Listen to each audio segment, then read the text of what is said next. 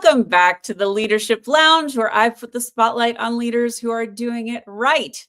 What do you get when you combine 30 plus years in the mortgage industry, leadership across sales, marketing, and operations, and a founder who knows how to scale without breaking people or processes? You get my friend, Dana Georgiou. Dana is the founder of Lending Luminary and a fractional mortgage executive who helps lenders solve the hard stuff, the loans and the business models that don't fit neatly into a box. She works with entrepreneurs, investors, and growing businesses who need smarter, more flexible lending solutions, and with the leaders trying to build teams and systems that can actually support that complexity. She sees the whole picture: people, process, risk, growth. She's also a published author, an industry speaker, and a strong advocate for education and women in mortgage lending. She brings clarity and calm to an industry that can feel overwhelming. And today, she's bringing that clarity to the Leadership Lounge. Please welcome Dana. Hi, Linz. How are you? I am fantastic. That was an intro, my friend. I'm like, yeah, sign me up. Like, who is this? Let's go. This is my superpower. I do really good intros. So I start every episode the same, and we have to give everyone a baseline of who they are talking to. So could you please share some of your story? Yeah, absolutely. Well, again, my name is Dana Georgiou.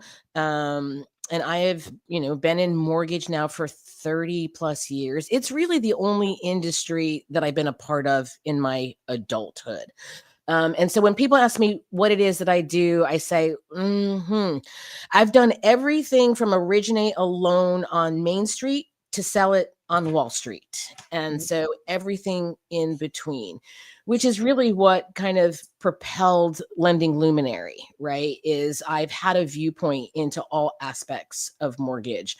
But I'm a mother of two amazing girls, one that's getting ready to finish up her psych degree at A&M in May. We're so excited. One's a mother of two who call me Lolly. Yeah. And so I have an amazing real estate husband. So we kind of have this, whole encompassing thing happening in our household. I put a lot of stuff out on LinkedIn about my ranch. We've got Texas Longhorns that we breed. So I got a weird history of things. I love it. For sure. Well, we don't do anything normal or boring here, so weird is welcome. So we're going to talk leadership, and we're going to talk mortgage and all the things in your space, but let's just dig into some leadership questions starting off. So Here's an easy one. So what's your leadership superpower? My leadership superpower is I have a soft heart, but a firm spine. I love that. I think you have to lead with your heart for sure, right? If you're not engaged in that way with your people, you're definitely missing a lot. But just having a soft heart doesn't mean that I can't make hard decisions, or that the feedback, that I give you, sometimes is, harder, right? Those things still, they have to go hand in hand, in my opinion. And so I think that that's probably something that I have done and learned over the past few years, right? Like I hadn't always been a leader, I think, that put her whole heart into things. I felt like I had to keep, some type of something behind, the wizard behind the curtain type of thing. But that's just not the case. I think that I'm a much better leader because of it. I think that what you just said was really important. And I think, I talk about leading with heart all the time. And there's this misconception that kindness is weakness. And I think it's a similar parallel here. So when you lead with heart, it makes those tough conversations so much easier. And it's really, really important as a modern leader to have that firm spine, to be able to say no, and to really, be able to create the space to deliver those tough messages. Okay, so as a superhero, you can't have a superpower without having kryptonite. So what is your kryptonite? I think my kryptonite in the past has definitely been allowing a longer lane sometimes, right?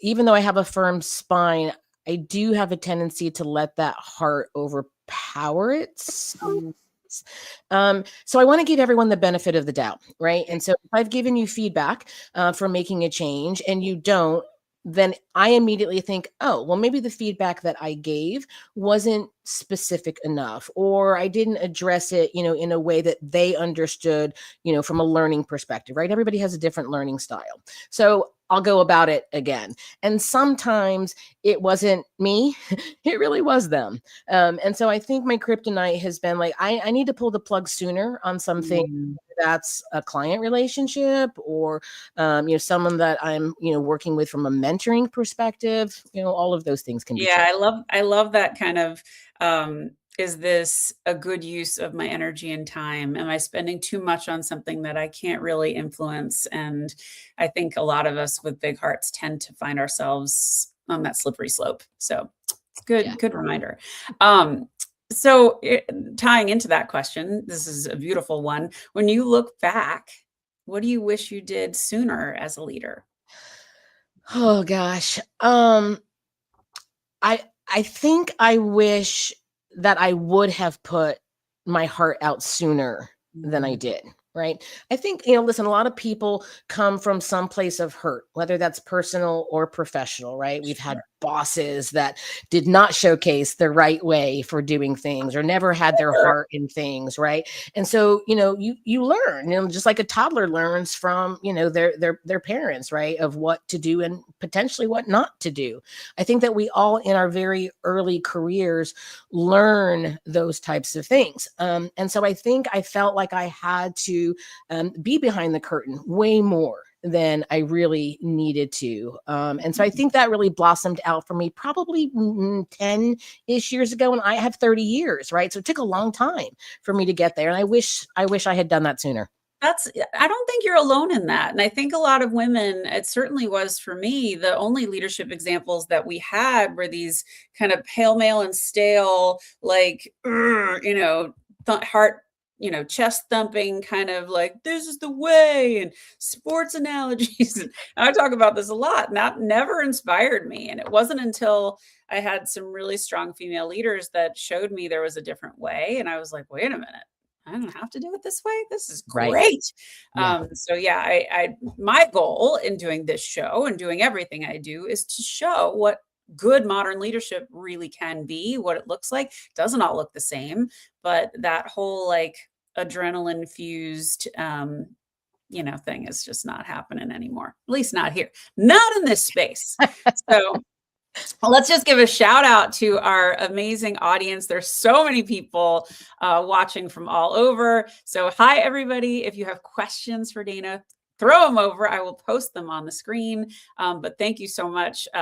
We've got Donna, we've got Katie, we've got Nadine Levine, Molly Dowdy, Enrique, Gary Spencer from the UK, Jill Johnson. Hi, everybody. Thank you so much for being here. Okay, let's do some more questions. So what's the hardest leadership decision you had to make when there was no obvious right answer? That list is probably long. But I actually will bring it into something like really current into my current business, right? When I started lending Luminary, it was really intentional for a lot of reasons, and the name was really intentional. And we can talk about that.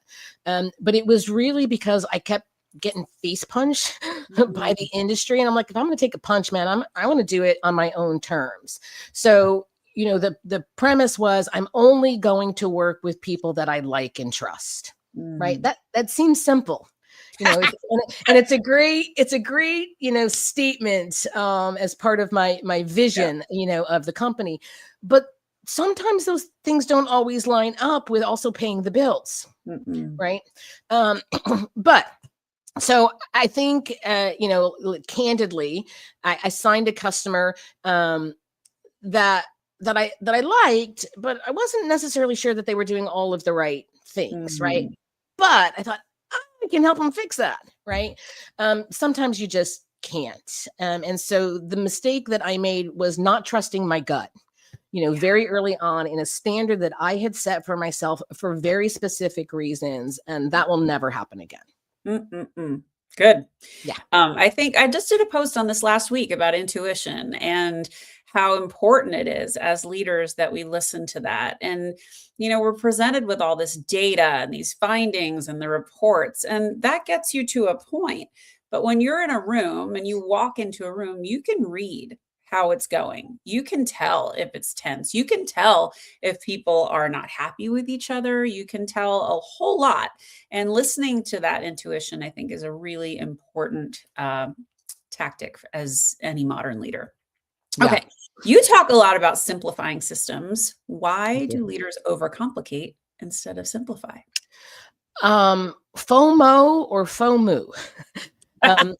FOMO, fear of missing out, right? Like they just have a tendency just to kind of get wrapped up in all of the things. And then we've got, paralysis by analysis, and we just can't pull the trigger to simplify things. Like it really is that simple to simplify. The FOMO is the fear of messing up. And I think that's the one right now that is really inhibiting leaders, especially in the mortgage industry, right? When we talk about AI solutions, they've maybe potentially tried one that, didn't get adopted. Well, it didn't get adopted because you didn't adopt it, right? And so, like again, simple terms of things. And so listen, I think the mortgage industry right now from costs, it's out of control. The fact that it costs more than $11,000 to originate a loan is ridiculous. And if you don't get a firm focus on starting to simplify some of your processes, your technology, you're at risk. And when I say you're at risk of either getting taken over by someone else, or you're at risk of not being here, as little as maybe 18 months, but most certainly in the next 3 years, right? If you can't get out of the way of that and really help your people get to a more simplified process that is generating an exceptional customer experience, right? Like that's what we all want to get to, is an exceptional customer experience. Then you got a problem. I love that FOMO. I'm going to save that one. We got a question from Gary. I mean, I usually, in all candor, I usually do FOFU, but I'm keeping it clean these days. You can curse here. It's my platform. We do whatever the hell we want. So here's a question from Gary. Question: where do you think taking time out fits with a busy business life? Oh, I have thoughts on this, but you take it. That's so good, Gary. I mean, first of all, the fact that you're even thinking about it, right, screams like there's something that's out of balance. And I'm just going to tell you, it's like any other discipline, right? Do a study of where you think your disconnect, is it happening in the morning? Is it happening in the afternoon? And then kind of once you pinpoint that, it really is much easier to start swinging your day to the day that you decide it's going to be, as opposed to reacting to the day that somebody else is, putting down on you, right? And that can come from all different ways. Time blocking is something that I institute, with my team, and that I do myself. I have to. Yeah. And listen, balance was a very, very, I was just having this conversation with my very sweet and wonderful friend, Andrew DeGood, on a call before this. Andrew? Yeah. Is I, early in my career, if I got an email in the middle of the night from my boss, like I answered that email in the middle of the night to my boss, right? Like there's just no go times for me right now. Right. So I took that balance back, and there's a freeing component. It puts you in control. So yeah, that's my recommendation on that. I'm going to add to that and say that I had a leader tell me once, she's like, Lindsay, they will take as much as you give. So if you are answering at all hours of the night, they will expect that from you. And I had to really learn to not be the first person to respond to an email or a request. I had to hold back a little and let other people raise their hand and step up and do the things that I knew I could do. And that's hard. It's discipline. But when you are constantly the first and the first person to raise your hand, the first person in the door, last person to go, you're going to wear yourself out. So protect your time, block your calendar. I mean, like physically block it, put time blocks in there. If you like to exercise in the morning, build that into your day. If you'd prefer to exercise in the evening, build that into your day. But you're the master of your schedule. You're the master of your calendar. And of course, things are going to come up, but protect it because nobody else will. So good, Linz. So good. Good. Okay. So who believed in you before you believed in you? This is your chance to give someone their flowers. There's two. Obviously, well, I shouldn't say obviously. My dad, from the time that I could do anything, told me I could do anything and be anything. He was, he was in the marine business with, engines and all of that, and I was always in the shop with him, right? Like, just one, wanting to be near him, but two, because he never thought there wasn't something I couldn't do. He would hand me a project, a carburetor, let's go with that, right? And say, okay, we're going to rebuild this carburetor. And I'd be like, dude, I'm not building a carburetor. Cool, great, right? And walk me through all of those steps. So he knew that if I took the time, I could do it. And that hasn't changed. He's turning 80 next year. And I had a conversation with him a few weeks about something that I was doing. And he was like, I knew you could do that. I'm just so proud of you. And like, as a 59-year-old, that still, hits my heart all the time. So he's definitely the one. The second one is someone like you refer to, is when I got my first taste of a real woman leader. And her name is Robin Alcock. She's still a mentor to me today. We've, 20 years not being her, being my direct boss, but she's the one that like threw open the doors for me about really who women can be in mortgage, what you can do in mortgage, and that it wasn't about there only being one seat at the table and I had to elbow my way to get there. It was really about, if there's only one seat, scoochers over and drag up the next seat, right?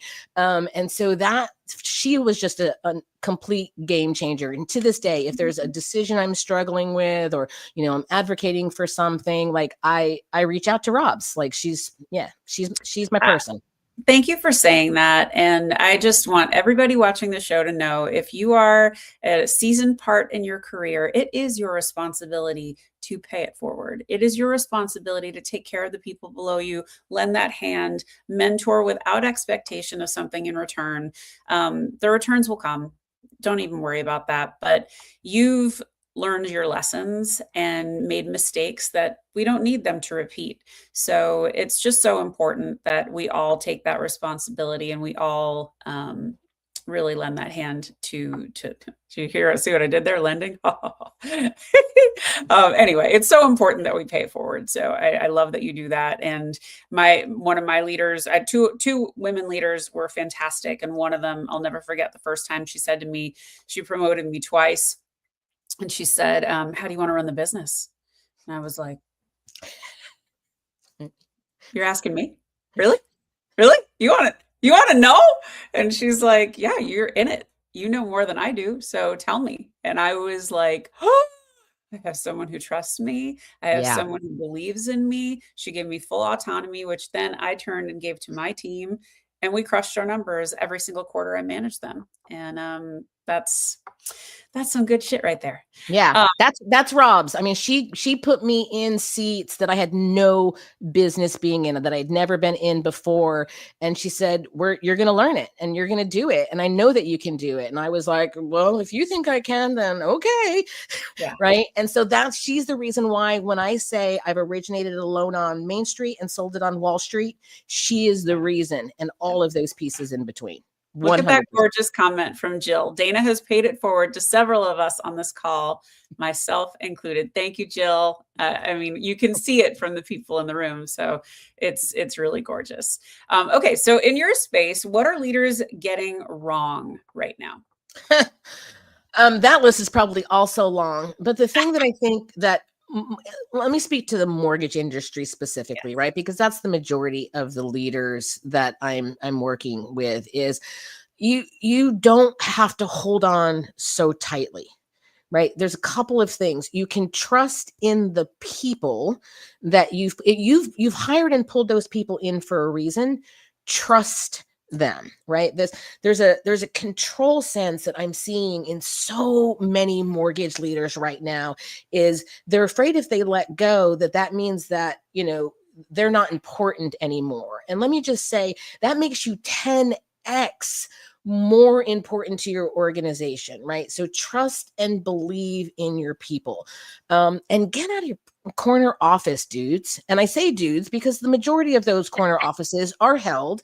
And not that I think that all of them that are sitting in that don't deserve it. There are many that do, right? They worked and they paid and they did all of their dues. But there are many others that have also done that aren't sitting there. So what you're also getting wrong is not advocating for the next generation of leadership. You have got to be engaged in bringing up those folks that will take your office from you, and you should be glad to be handing it to them. I agree. So what are leaders getting right now? I think many leaders are starting to really engage more in emotional intelligence, which is something that I've talked about for a really long time. Me too. Yeah, and it's not something natural to everyone, right? And so I think that there is a better focus. I think a lot of leaders are also getting right that they know that maybe their leadership style isn't the only style, right? Like when I come into an organization, I don't expect those people to adopt to my style. My responsibility is to adopt to every single style of how they're going to best perform. That's right. And so I think there's a wider viewpoint to that type of leadership style than I've ever seen before. And so I think that's growing, and that's great. I like that too. Okay, so listeners, you don't just come to this show just to listen and learn. I have a little present for you. So if you have been following me for any amount of time, you know that I like to work with Cozy Earth. And so here is a little QR code that you can click. And actually, there's more discounts than Cozy Earth. But if you go to cozyearth.com and you use the code Lead with Heart, or you go to that link right there, there's a couple other brands there too. The Cozy Earth promo is 41% off. That's the deepest discount you can get anywhere. I get commission too. Enjoy it. It's gorgeous stuff. If you've never been, it's been on Oprah's favorite things list 9 times. So it's on my favorite list. Gorgeous quality stuff. I have some sheets coming to me, so I'll be sure to give a full recap on how gorgeous they are. Anyway, so have some fun shopping. It's still holiday shopping time, so enjoy. Yeah. Okay, so now we're going to go to the speed round, which is not very speedy, but we're going to do the speed round. So this is the lead it or leave it speed round. So if you like it, you say lead it. And if you hate it, you say leave it. And you are allowed to elaborate on any and all topics. Okay, got it. Okay, number 1. And you can interpret these however you like. So you might want to explain yourself. Number 1, being indispensable. Ooh, I'm kind of a tweener on that one. I'm gonna. The DNA in me says lead it. The new leader in me says leave it, right? Because there's really no such thing as being indispensable. I think it's a great goal to create an atmosphere to be indispensable to yourself and not anyone else. So. Yeah, it's a tricky one because, I was just coaching someone this week and, I was trying to coach him on being easy to work with. And when you're being easy to work with, you make yourself indispensable. If you come and unload on people and you make them uncomfortable, they don't want to work with you. So you're seen as difficult. And so if you can bring all your vision and all of your ideas in a way that people can receive it, that will help you be indispensable, and then they have to pay you more. And I love that thought. So yeah. Okay. Tolerating mediocrity. Leave it. Leave it. Listen, we can all be exceptional, and the definition of exceptional is going to be based on your definition of exceptional, right? Mm-hmm. What I used to tell my girls, and when they come in, it's like, do you think you did your absolute best? And if you think that you gave it your all and did your best and it still resulted in not that A or, the second place trophy or whatever it is, it doesn't matter, right? Like that's an exceptional and extraordinary way to go about it. But if you're half-assing everything and you're okay with it just being okay, no, I don't do that. Good. Okay. Here's one. Fear-based forecasting. Leave it. Listen, there's no fear. There should be no fear basis in anything that we do, right? You're either in it or you're not in it. And if you're in it, there's no fear of, listen, I have my resume, Lynn, looks like a game of Frogger over the last 3+ years, right? And sometimes that says to people, oh my gosh, you can't keep a job. Or sometimes it says, man, she's exceptionally good at pivoting and figuring things out when I shit love goes a pivot. sideways. Right. Mhm. And so there, I could be in a fear-based, thinking of, oh, well, that 3 years kind of dictates my value. No. Right. And so it's the same thing with forecasting. Don't go anything. Well, and fear-based forecasting gives you one thing, and I will coin my friend Lindsay Rios's favorite thing that she talks about, and that's poopy pipelines. So you'll get garbage. You will indeed. Okay. Rewarding resilience. I'm totally 100% for it. Right. I mean, so I talk about grit, grind, and grace a lot. The three G's. It's how I operate as a leader. I've given different talks about it. And resiliency is part of the grit and grind, right? Yeah. If you're not able to just stay in it over and over, I absolutely think that should be rewarded.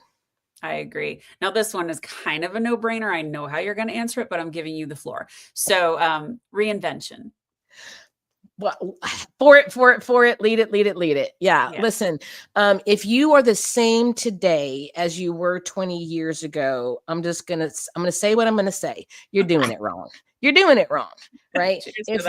If we are not continually, and I'll even use the word like revolutionizing ourselves, because sometimes it is a revolt. It could be an emotional one. It could be a professional one, but sometimes that's how dramatic a transformation or a reinvention needs to be. Sometimes it's just, small tweaks and things, but yeah, I'm all for it. I'm going to add to that you are never too old to reinvent yourself, and you're never too young to reinvent yourself. And just because you choose a major in college, it does not mean you have to stay on that career path. You can do what you do because you love it, and stay curious. It's okay to grind, and it's okay to change direction. Pivots are fine.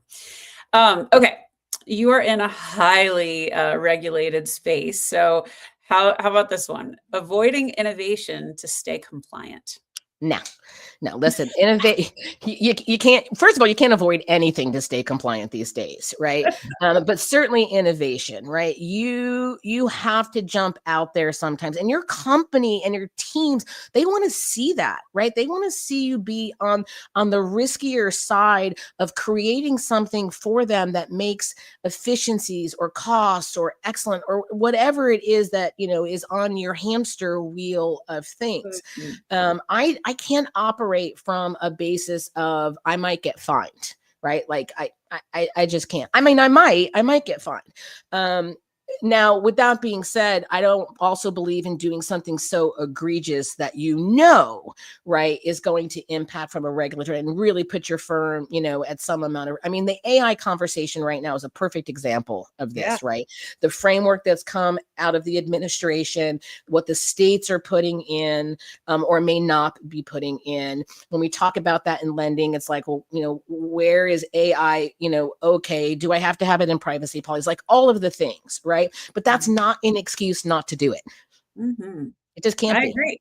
I agree. Yeah. Okay. Protecting today's revenue or building tomorrow's business. I'm always in build mode. I mean, honestly, it's just part of my DNA to grow and scale.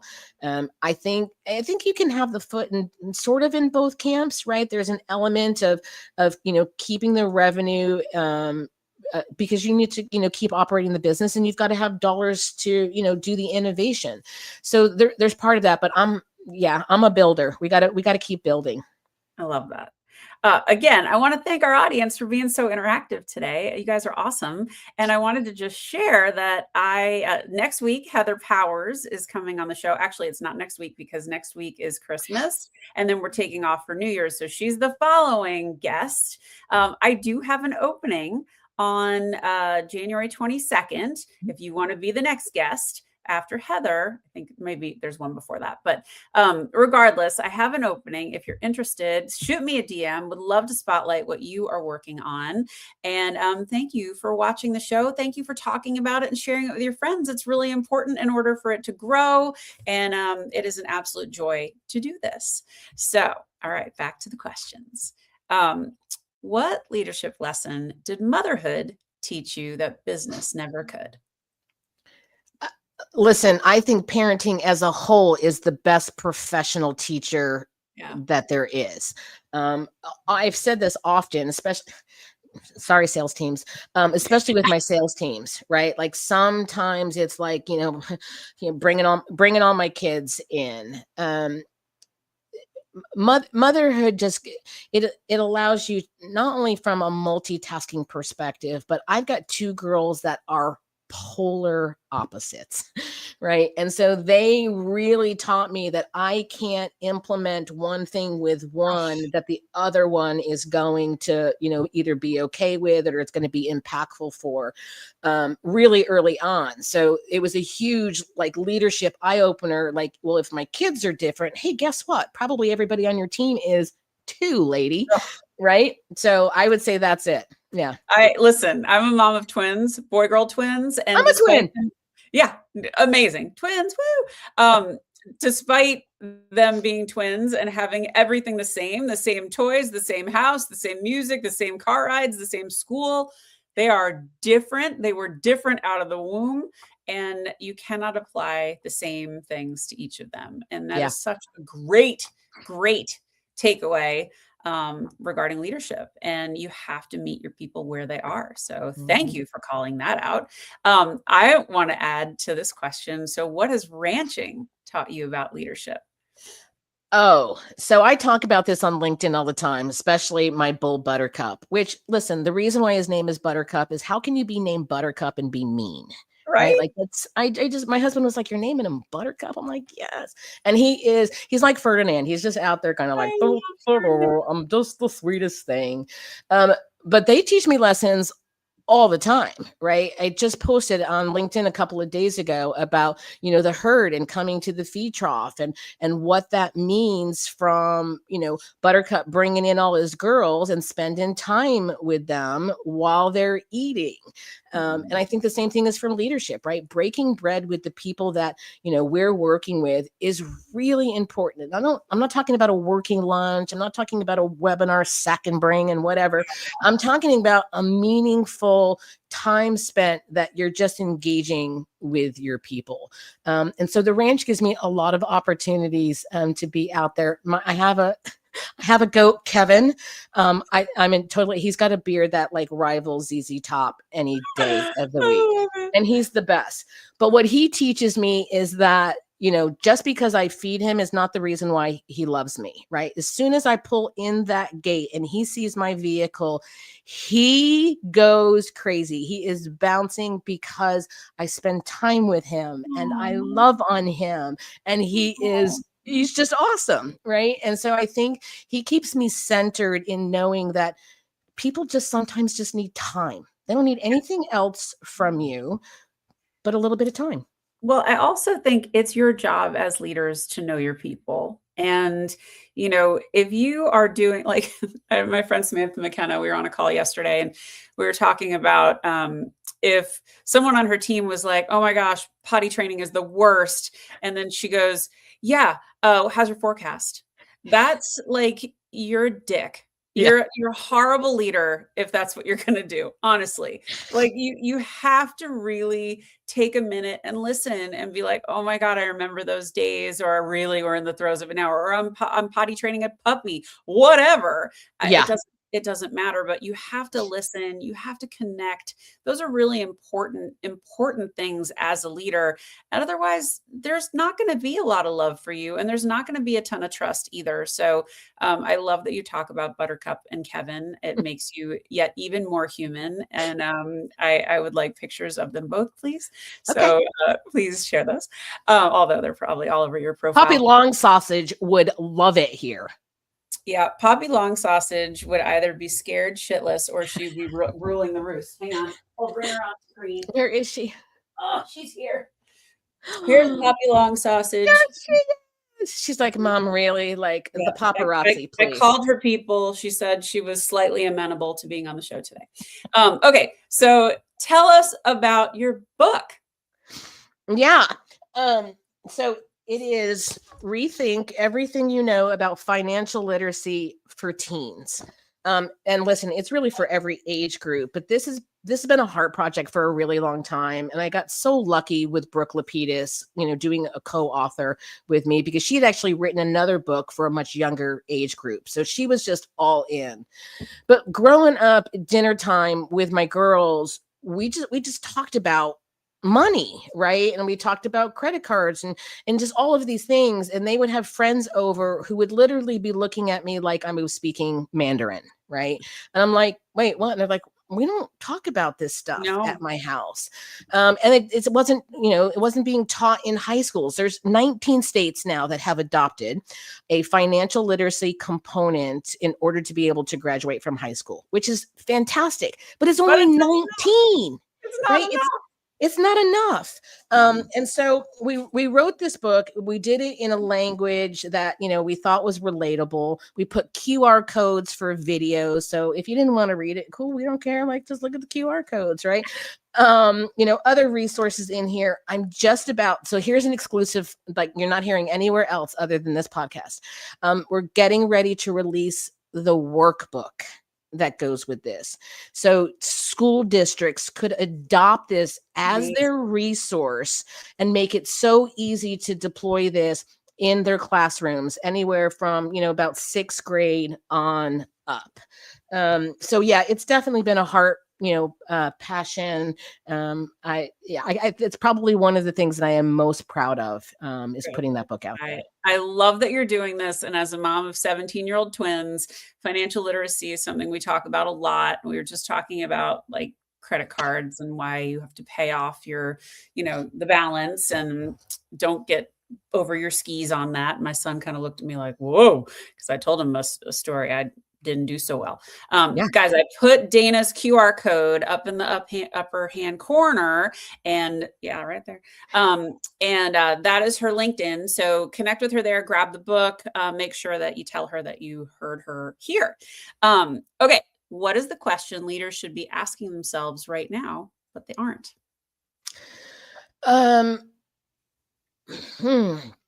I think leaders should be asking themselves,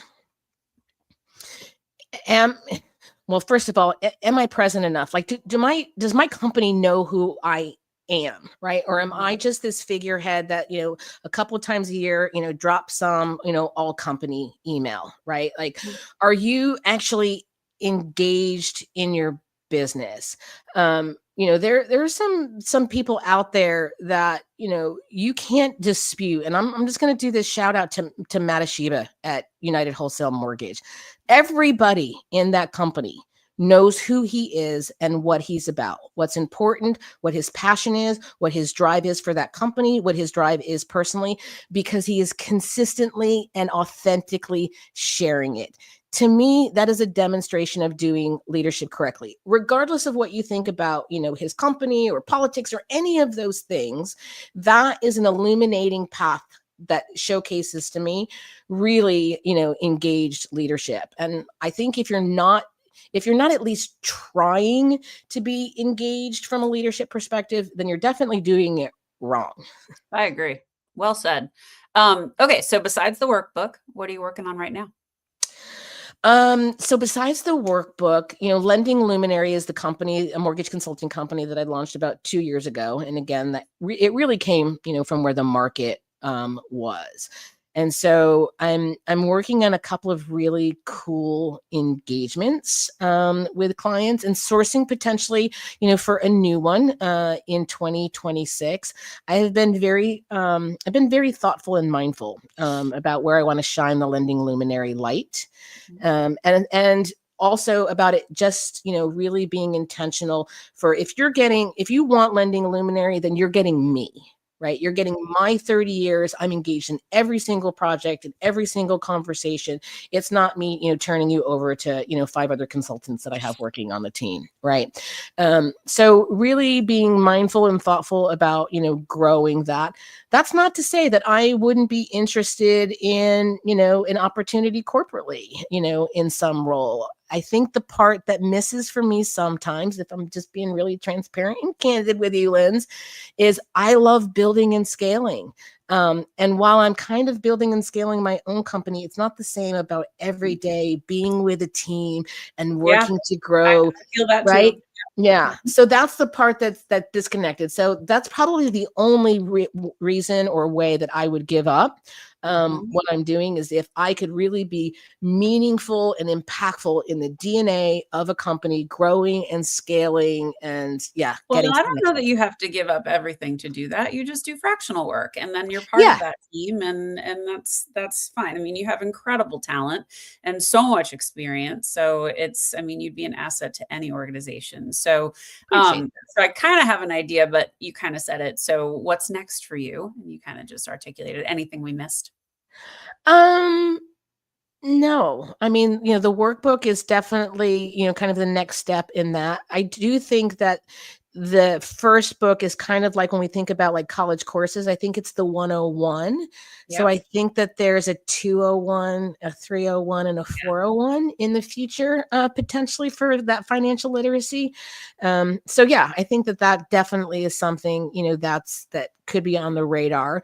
And then I'm going to be starting a new series on LinkedIn called Shine the Light, where I'm featuring people's processes or products. And so that'll be a weekly thing that I'm starting to put Oh, out under Lending Luminary. Yeah. that's great. Well, good. Well, I'll be looking for it. Okay, so here's your chance to do some parting words. Maybe we can do two kinds. You can do some financial literacy, and you can do some leadership. You decide. Um, Listen, I think if you've been on this, or if you listen to it later, the takeaway that I would want everyone here is, lift as you climb, pull a seat next to you. If you're in a leadership or a potential leadership role, I just feel very strongly that we all have a responsibility to do that. I also feel that even if you're not, there's zero reason why you can't be a human helping another human, right? In whatever capacity that is. So that it's leveraging your network. And sometimes people get a little uncomfortable with like wanting to, reach out on behalf of someone else. Uncomfortable is the best place that we learn and grow. Like I literally try to put myself in a situation probably daily that makes me uncomfortable, because I want to keep growing. I want to be a student. I want to be a student of mortgage. I want to be a student of life. I want to be a student of leadership. And I am never, ever, ever too busy. I said this to someone this morning on a DM. If you ever say to me, I need 8 minutes, I will drop whatever I'm doing. If I'm a meeting, I will get off of it. If I'm in a webinar, I'll say there's an emergency. I don't care, because that's the code word for something significant is happening, and I need someone right now. And if I've been lucky enough to be picked for that 8 minutes, I'm all in 100%. Yeah, that's beautiful. Well, I have loved having you on the show, and everyone, I hope you enjoyed listening to Dana as much as I did. This is exactly why I built the show. I wanted to shine the spotlight on leaders who are doing it right, leaders who are leading with heart, who are lifting others up, who are lifting as they climb. And Dana does that in spades. So please connect with her. Go out on LinkedIn, go out to her website, buy her book, tell her I sent you. And girl, this was a pleasure. So thank you Thank for you being such so a much. marvelous, marvelous guest. I appreciate you so much. Thanks, Linz. All right, my pleasure. Everyone, get out there, lead with heart, and I'll see you on the other side. Come back soon.